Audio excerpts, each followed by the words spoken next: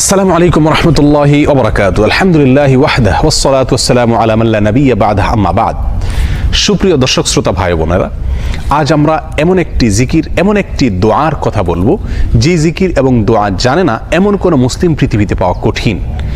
বলতে গেলে আমরা সকলেই এই দোয়া, এই জিকিরটি জানি, এই বাক্যটি মুখস্থ আমাদের আছে, কিন্তু এই বাক্যের যে ওজন, এই বাক্যের যে ওয়েট, এই বাক্যের যে গুরুত্ব, সেটা আমরা হয়তো অনেকেই উপলব্ধি করতে পারি না।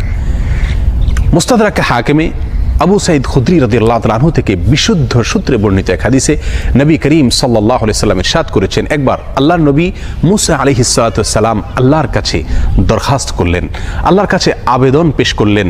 তিনি আল্লাহর সঙ্গে সরাসরি কথোপকথন করতেন, সেজন্য কালিমুল্লাহ বলা হয় তাকে। আল্লাহর সঙ্গে সরাসরি কথা বলতে গিয়ে একবার তিনি আবেদন করলেন, আল্লাহ আমাকে আপনি একটি জিকির, একটি দোয়া শিখিয়ে দিন, যে জিকির, যে দোয়া আমি সব সময় পাঠ করব, সব সময় আমল করব। আল্লাহ সুবহানাহু ওয়া তাআলা তখন মুসা আলাইহিস সালাতু ওয়াস সালামকে বললেন, কুল লা ইলাহা ইল্লাল্লাহ, হে মুসা আপনি লা ইলাহা ইল্লাল্লাহ এই দোয়াটি সবসময় পাঠ করবেন, এই জিকিরটি সবসময় পাঠ করবেন, এটা আপনাকে আমি দিলাম। মুসা আলাইহিস সালাতু ওয়াস সালাম কিছুটা আশ্চর্যান্বিত হয়ে আল্লাহ সুবহানাহু ওয়া তাআলাকে বললেন, আল্লাহ লা ইলাহা ইল্লাল্লাহ এটা তো এমন একটি বাক্য, এমন একটি জিকির, এমন একটি দোয়া যেটা সকলেই বলে, সব মানুষই বলে। আমি তো আপনার কাছে স্পেশাল কোনো দোয়া চেয়েছিলাম, বিশেষ কোনো দোয়া চেয়েছিলাম। আল্লাহ সুবহানাহু ওয়া তাআলা তখন মুসা আলাইহিস সালাতু ওয়াস সালামকে বললেন, হে মুসা, যদি সপ্ত আসমান, সপ্ত জমিন এবং এই দুইয়ের মধ্যে যা কিছু আছে সব কিছুকে, আল্লাহর অস্তিত্ব ছাড়া বাকি সব কিছুকে যদি একটি পাল্লায় রাখা হয়, একটি হাতে রাখা হয়, আর লা ইলাহা ইল্লাল্লাহ এই বাক্যকে যদি অপর হাতে, অপর পাল্লায় রাখা হয়, তাহলে লা ইলাহা ইল্লাল্লাহর পাল্লা ভারী হবে। এত ওয়েটফুল এই আমল, এত ওজনী এই আমল, এই জিকির। অর্থাৎ আল্লাহ সুবহানাহু ওয়া তাআলা মুসা আলাইহিস সালামকে যে বার্তা দিলেন সেটি হলো, লা ইলাহা ইল্লাল্লাহর চাইতে ওজনী, এর চাইতে ওয়েটফুল, এর চাইতে ভারী, এর চাইতে শ্রেষ্ঠ, এর চাইতে মর্যাদাপূর্ণ কোনো জিকির আল্লাহর জমিনে আর নাই। প্রিয় বন্ধুগণ, মুসা আলাইহিস সালামের জন্য সবচেয়ে স্পেশাল দোয়া হিসাবে, সবচেয়ে স্পেশাল জিকির হিসাবে আল্লাহ সুবহানাহু ওয়া তাআলা যে দোয়াটি নির্বাচন করলেন, যেটাকে সবচাইতে ওজনী আমল হিসাবে আল্লাহ সুবহানাহু ওয়া তাআলা স্পষ্টভাবে ব্যক্ত করলেন, সেটি হলো লা ইলাহা ইল্লাল্লাহ।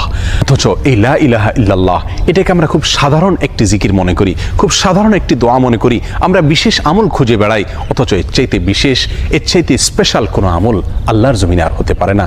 জিকিরের মধ্যে যত জিকির আছে, যত দোয়া আছে, যত আমল আছে, সমস্ত জিকিরের ভিতরে সবচেয়ে শ্রেষ্ঠ, সবচেয়ে ওজনী আমল, সবচেয়ে ওজনী জিকির হলো এই লা ইলাহা ইল্লাল্লাহর জিকির। মিজানের পাল্লায় কিয়ামতের দিন যখন আমার নেকামল মাপা হবে, তখন আমার নেকামলে শুধুমাত্র লা ইলাহা ইল্লাল্লাহ এর আধিক্য যদি থাকে, তাহলে ইনশাআল্লাহ আমার নেকামলে পাল্লা অনেক বেশি ভারী হবে। আসুন, চলতে ফিরতে, উঠতে বসতে, অবসরে, কাজের ফাঁকে সব সময় মুখ থেকে, অন্তরের গভীর থেকে লা ইলাহা ইল্লাল্লাহ উচ্চারণ করতে থাকি। অন্তর পরিষ্কার হয়ে যাবে, অন্তরের ময়লা দূর হবে, অন্তরের পেরেশানি দূর হবে, অন্তরে আল্লাহ সুবহানাহু ওয়া তাআলার প্রতি আস্থা বাড়তে থাকবে, ঈমান বাড়তে থাকবে। এবং লা ইলাহা ইল্লাল্লাহ এই জিকির আমরা যত বেশি করব, তত বেশি সৃষ্টি জগতের অন্য সব কিছু আমাদের কাছে তুচ্ছ মনে হতে থাকবে, সব কিছুর হারানোর কষ্ট আমরা ভুলতে থাকবো, আল্লাহ সুবহানাহু ওয়া তাআলার কাছে আমরা খুব বেশি নৈকট্য অর্জন করতে পারবো। আসুন বলতে থাকি বেশি থেকে বেশি, অন্তরস্থল থেকে ঈমানের সঙ্গে লা ইলাহা ইল্লাল্লাহ।